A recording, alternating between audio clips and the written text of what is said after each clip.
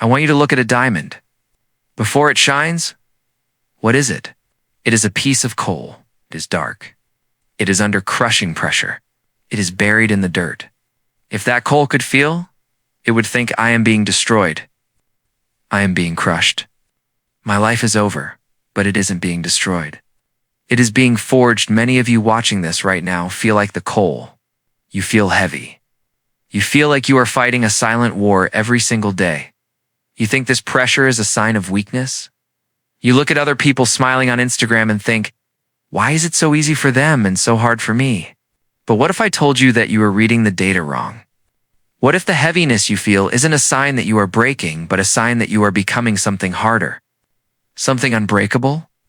True mental strength is not about always being happy. It is not about having zero doubts. True strength is often quiet, messy, and invisible. Today, we are going to look at the 9 hidden signs that you are mentally stronger than 99% of the population event if you don't feel like it. Welcome. The ancient Stoics believed that character is not built in the sunshine. It is built in the storm. Seneca, the great philosopher, once said, I judge you unfortunate because you have never lived through misfortune. You have passed through life without an opponent. No one can ever know what you are capable of. Not even you. Today, we are going to audit your life. We are going to flip the script on what strength looks like. You might discover that the very things you are insecure about are actually your superpowers. Let's count them down. Sign number 1. You no longer fear solitude. If you look at modern society, you will notice a terrifying trend. Nobody can be alone. Walk into a coffee shop, look at a bus stop, or sit in a waiting room. What do you see? Every single person is hunched over a glowing screen. They are scrolling, texting, watching, checking. They are terrified of the empty space. They are terrified of the silence. Why? Because in the silence, the thoughts come. In the silence, the truth comes. And for most people, the truth is too heavy to bear. If you are the type of person who has started to enjoy your own company, or perhaps you have noticed that your circle of friends has shrunk, and you are actually okay with that, this is not a sign that you are a loser. It is not a sign that you are antisocial. It is the first and most undeniable sign of mental strength. It means you have conquered the addiction to validation.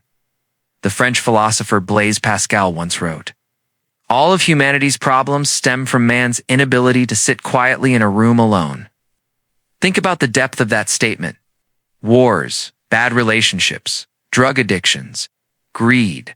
So much of it comes from an internal void. People feel empty, so they run out into the world to fill that emptiness with noise. They surround themselves with friends they don't even like, just to avoid eating dinner alone.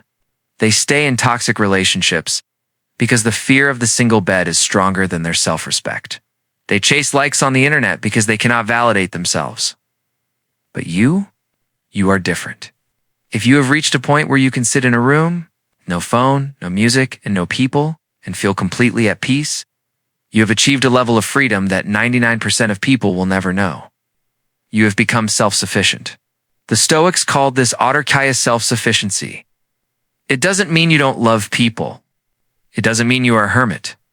It means that your happiness is generated internally. It's not imported from the outside. Seneca, the great Roman Stoic, wrote extensively about this. He said that the wise man is content with himself. He prefers to have friends. He prefers to have family. But he does not need them to survive mentally.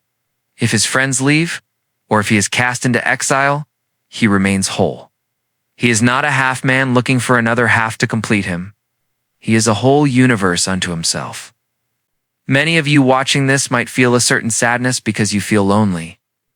You have started working on yourself, reading books, hitting the gym, building a business, and as a result, you have drifted away from your old crew.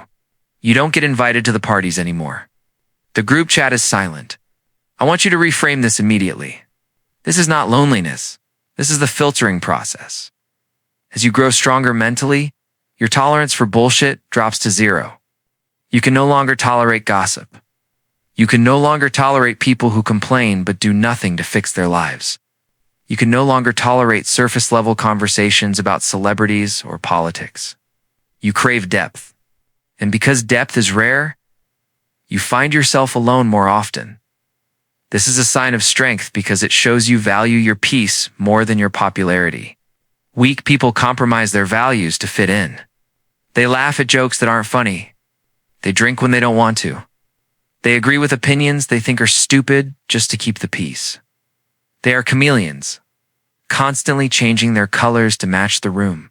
But a mentally strong person is a solid rock. You are who you are. If people vibrate at your frequency, they stay. If they don't, they fade away. And you let them go without bitterness?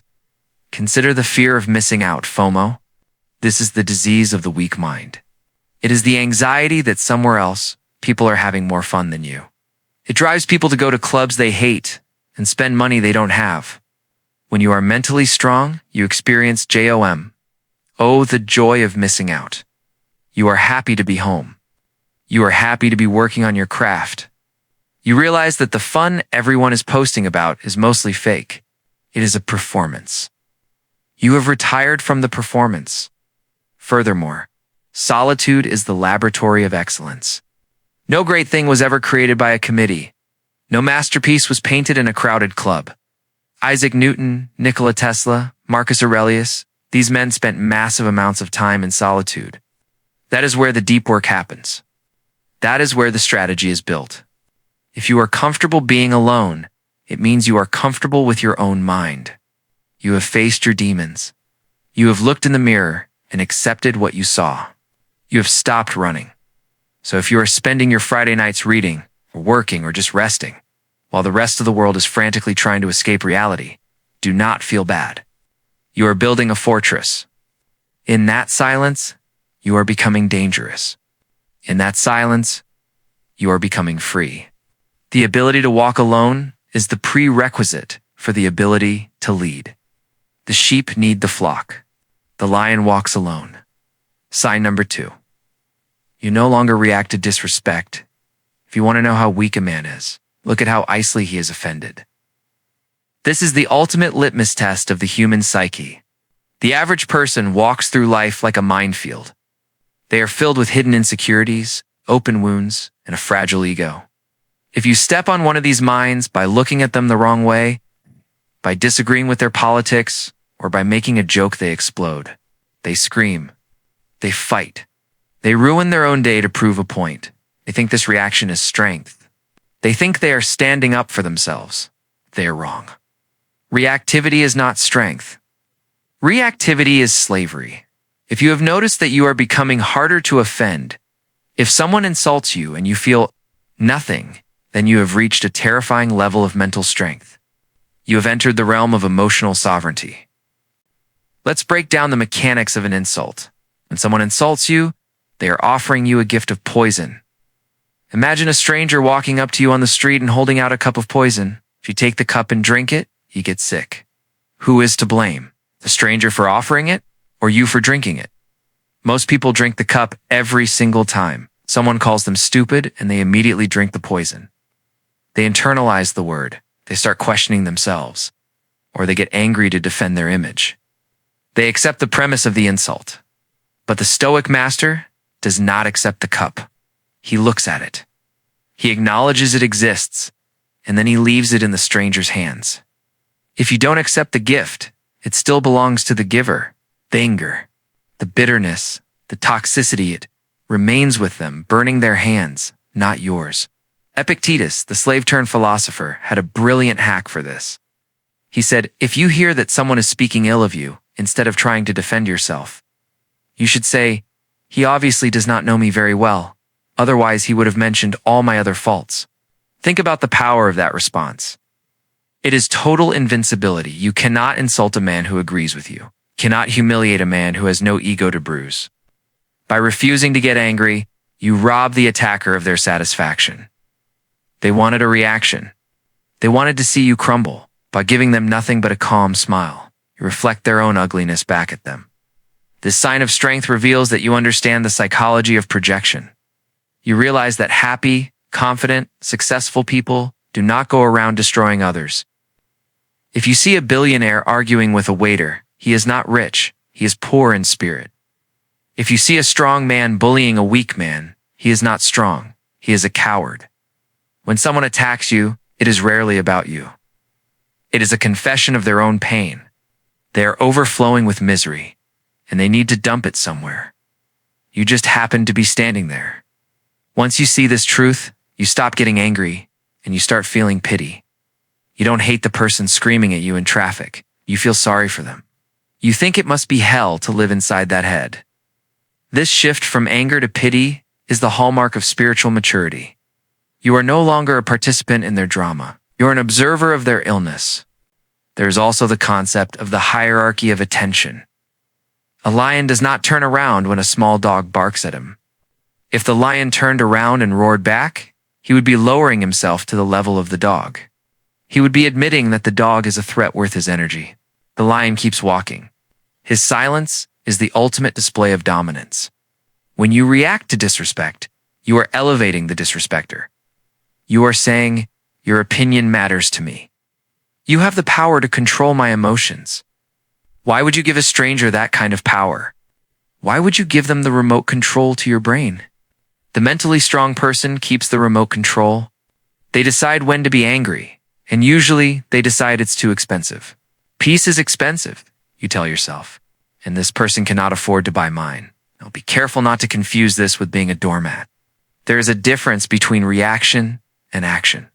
Reaction is emotional. It is fast, uncontrolled, and usually regretful. Screaming, punching, crying. Action is logical. It is slow, calculated, and effective. If someone crosses a boundary, you can take action. You can fire them. You can leave the relationship. You can cut them out of your life. But you do it without raising your pulse. You do it like a judge delivering a sentence calmly, coldly, and finally. Marcus Aurelius said, "The best revenge is to be unlike him who performed the injury." If they are angry, be calm. If they are loud, be quiet. If they are chaotic, be steady. This contrast drives them crazy. It highlights their foolishness. So, look at your life recently. When that person made that snarky comment at work, did you spiral? Or did you just shrug? When you saw that negative comment on social media, did you type a paragraph in defense? Or did you keep scrolling? If you are finding that things which used to ruin your week now only last for a few seconds, you are evolving. You are building the inner citadel. The walls are getting thicker. The arrows are bouncing off. You are realizing that you are the sky, and their insults are just rocks thrown in the air. The rocks can never reach the sky. They only fall back down on the heads of the people throwing them. Sign number 3. You accept reality as it is. There is a form of madness that infects almost every human being on earth. It is not a clinical disease, but a philosophical one. It is the madness of arguing with reality. Most people do not live in the real world. They live in a fantasy world of how things should be. When it rains on their picnic, they don't just get wet. They get angry. They think it shouldn't be raining. The forecast said sun. When they get stuck in traffic, they rage. This shouldn't be happening. I have to be somewhere. When a relationship ends, they spiral. He shouldn't have left me. It's not fair. If you have stopped doing this, if you have stopped using the word should and started focusing on the word is, you are displaying a massive amount of mental strength. You have killed the delusion.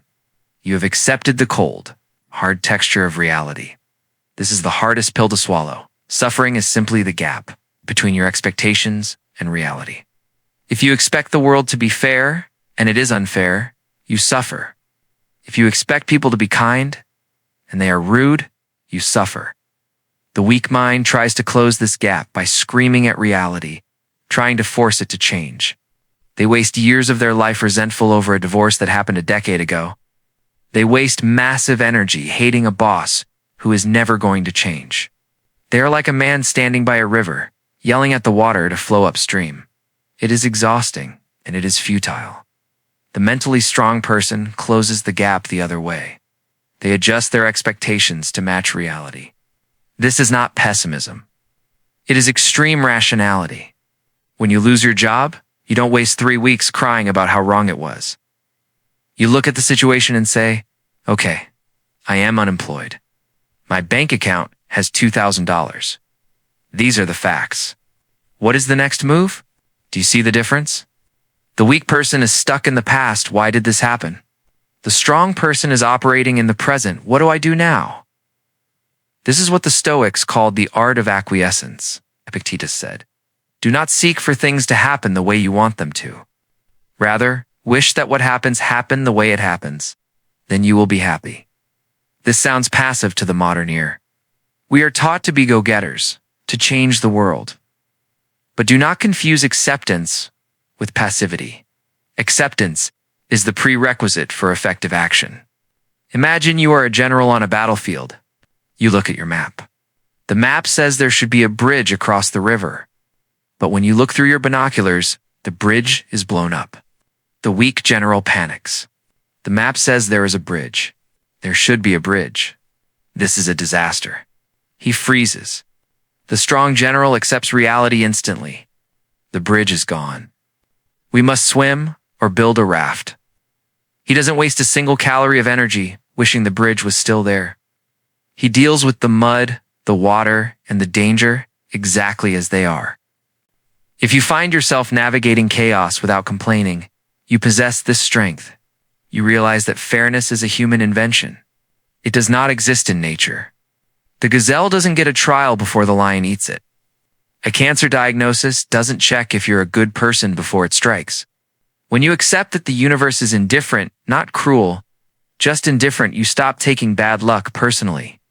You stop acting like a victim. You realize that you are playing a game with a chaotic random number generator. Sometimes you roll a 6. Sometimes you roll a 1. When you roll a 1, you don't flip the board table. You play the 1. You play it as best as you possibly can. This sign of strength often manifests as the loss of complainers. You might notice that you can no longer stand being around people who constantly whine. The economy is bad. My husband is lazy. The traffic is terrible. You hear these complaints and they sound like nails on a chalkboard. You want to shake these people and say, then do something about it. Or accept it. But stop talking. This intolerance for complaining is a sign that you have taken radical responsibility for your life. You know that complaining is a zero return investment. It costs energy and buys you nothing. Finally, this leads to the ultimate Stoic superpower, a more fati love of fate. You don't just tolerate the rain. You learn to dance in it. You don't just accept the failure. You use it as fuel. Friedrich Nietzsche described a strong spirit as one who looks at their life with all its pain, all its mistakes, all its tragedies, and says, I would not change a single thing. I would live it all again. Da capo, from the beginning. If you can look at your past trauma and realize that it forged you into the person you are today, you have achieved acceptance. You stop wishing for a better past. You realize that without the fire, there would be no sword. So, if you are walking through a difficult time right now, maybe you are broke. Maybe you are lonely. Maybe you are second, you find yourself strangely calm. Do not worry. You are not numb. You are just real. You have stopped fighting the river. You are swimming with it. And because you are not fighting the current, you are moving faster than everyone else. Sign number 4. You change your mind easily. If you want to spot a weak mind, look for certainty. Look for the person who has an answer for everything. Look for the person who argues until they are blue in the face, refusing to concede even a single inch, even when the facts are clearly against them. We often mistake stubbornness for strength. We see a politician or a boss who sticks to their guns and we think, wow, he has conviction. But usually this is not conviction. It is fragility. A weak mind treats its opinions like its skin. If you attack their opinion, they feel like you are attacking them physically. They cannot separate their ego from their ideas. To admit I was wrong feels like death to them. If you have noticed that you are becoming less rigid, if you can listen to an opposing argument and think, that's a good point, I never thought of that, and actually change your stance, you are displaying a rare and elite form of mental strength. You have achieved epistemic humility, Marcus Aurelius. The emperor, who could have commanded anyone to agree with him, wrote something shocking in his diary. If anyone can refute, me show me. I'm making a mistake or looking at things from the wrong perspective. I'll gladly change. It's the truth I'm after, and the truth never harmed anyone. Read that again. I'll gladly change. He didn't view changing his mind as losing a battle. He viewed it as an upgrade. Think of your mind like a computer operating system. When a new update comes out that fixes bugs and improves speed, do you say, no? I want to keep the old slow, buggy version because I'm loyal to it? No, you update. Mentally strong people view new information as a software update. Oh, I used to think this diet was the best. New data shows it's not. Okay, update installed. I now think differently. There is no drama. There is no ego crisis. Just an upgrade. This sign of strength means you have decoupled your identity from your beliefs. Most people say things like, I am a vegan. I am a Republican. I am a Stoic. The dangerous word here is am. When you say I am, you fuse that idea to your soul. Now, if someone attacks veganism, they are attacking you. You have to defend it to the death. The strong mind says, I currently practice veganism, or I currently lean conservative. This creates a gap. It means you are holding the idea, but you are not chained to it. You can put it down if it becomes heavy or useless. This is the philosophy of strong opinions, loosely held. You act with confidence based on what you know today, but you are willing to pivot instantly if tomorrow brings better facts. Consider the sunk cost fallacy. In economics, this is when you keep pouring money into a failing business because you've already spent so much. In psychology, people do this with their worldviews. I've believed this political theory for 20 years. All my friends believe it. If I admit it's wrong now, the last 20 years were a lie. So they double down. They become radicalized. They ignore reality to protect the investment. If you are mentally strong, you don't care about the sunk cost. You care about the current truth. You are brave enough to say the 3 hardest words in the English language. I was wrong. When you say I was wrong, you are not admitting inferiority. You are actually declaring superiority. You are saying, I am smarter today than I was yesterday. You're proving that your loyalty is to the truth, not to your past self. This makes you incredibly dangerous in a debate and in business. While everyone else is busy defending their ego, you are busy finding the right answer. While they are trying to win the argument, you're trying to solve the problem. This strength often manifests as a newfound ability to listen. Weak people don't listen. They reload. While you are talking, they aren't hearing you. They are just thinking about what they are going to say next to destroy you. But you are actually listening. You are curious. You ask questions like, why do you think that? Instead of saying you're an idiot, realize that everyone even a fool knows something that you don't. You treat every conversation as a chance to steal a piece of wisdom. You are a scavenger of truth. So if you recently changed your mind on a big topic, or if you walked away from an argument thinking, he was right, I need to rethink this, give yourself credit. You have escaped the prison of dogma. Most people die in that prison, guarding a cell made of their own outdated opinions. You have walked out the door. You are free to explore the vast complexity of the world because you are no longer afraid of being wrong. You are only afraid of staying stagnant. Sign number 5. You do not envy others. There is a dirty little secret in the human heart that nobody likes to talk about. It is called envy. In the age of Instagram and LinkedIn, envy has become a global pandemic. You scroll through your feed and see a friend getting promoted, or buying a house, or traveling to a place you can't afford. What is the immediate visceral reaction in the gut of the average person? It is a sharp pang of pain. It is a thought that whispers, why them? Why not me? They don't deserve that. This reaction is the ultimate sign of inner poverty. It reveals that you view life as a zero-sum game. You believe that life is a single pie. If someone else takes a big slice, that means there is less pie for you.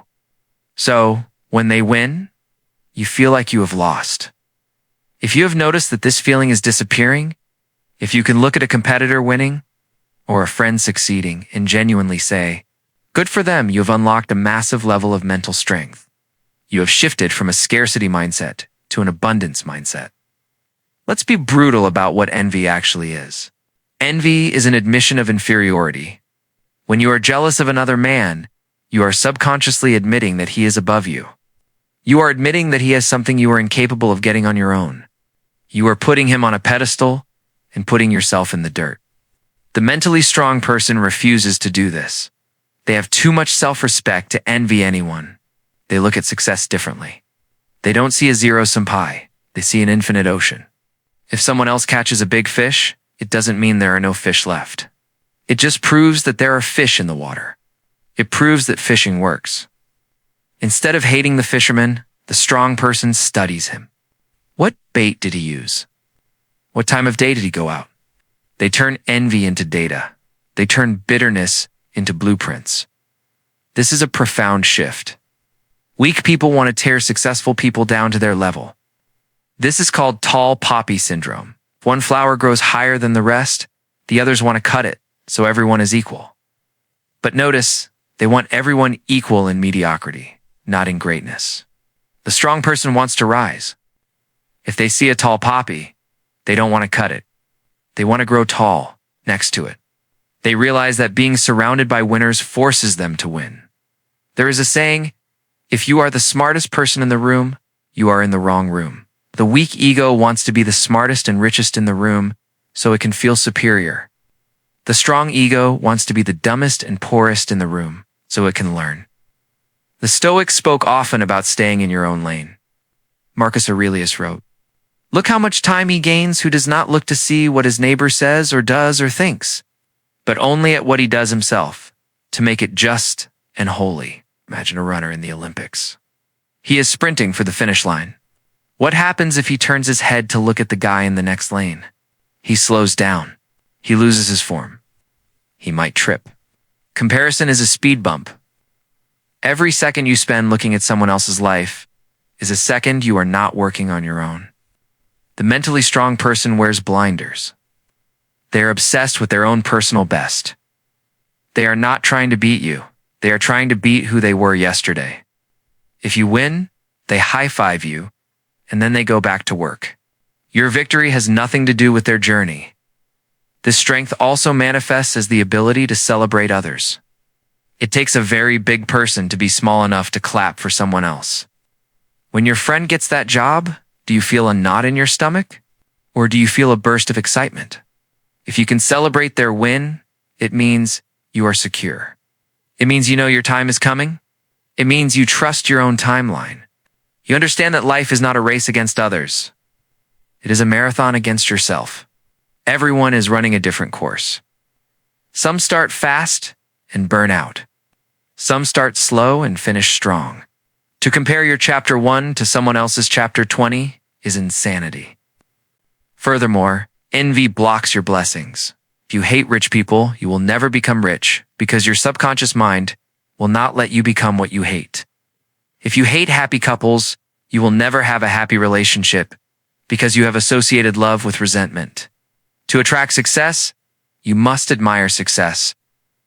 The strong mind sees a person in a Ferrari and thinks, "Nice car. Good for him." The weak mind thinks, "He probably stole the money. What a jerk." Which mindset do you think leads to wealth? That admires it or the one that resents it?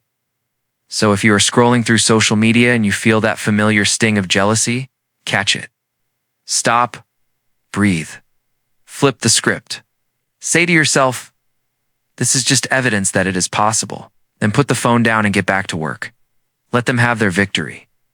You are busy building yours. We have covered 5 powerful signs today. The ability to sit in solitude, the power to ignore disrespect, the wisdom to accept reality, courage to change your mind, and the nobility to kill envy. If you possess even one of these traits, you are already operating at a higher level than most of the population. If you possess all 5, you are unstoppable. But notice something about this list. None of these signs are loud. None of them are flashy. You don't post about these on Instagram. You don't brag about them at parties. That is the point. Real strength is silent. Weakness is loud. Insecurity is loud. Ego is loud. But power is a whisper. The strongest trees have the deepest roots, but no one sees the roots. They only see the tree standing tall when the hurricane hits. You are building those roots right now. You might feel like you are struggling. You might feel like you are in the dark. But remember the diamond. The pressure is not there to crush you. It is there to clear you. You are not falling behind. You're simply playing a different game. A game that most people don't even know exists. Keep building in silence. Let your results make the noise. Now I have a challenge for you. We covered 5 signs today. I want you to look in the mirror and be honest. Which of these signs is your strongest, and which one do you need to work on? Are you good at solitude but bad at envy? Are you great at accepting reality but terrible at ignoring disrespect? Let me know in the comments below. Right, my strength is sign X, my weakness is sign Y. I read every comment. And I want to see who is actually doing the work. And if you want to unlock the remaining 4 signs of mental strength in a future video, make sure you like this video and subscribe to the channel. Turn on the notification bell so you don't miss the next lesson. The path is narrow, but you don't have to walk it alone. Ow. I'll see you in the next one.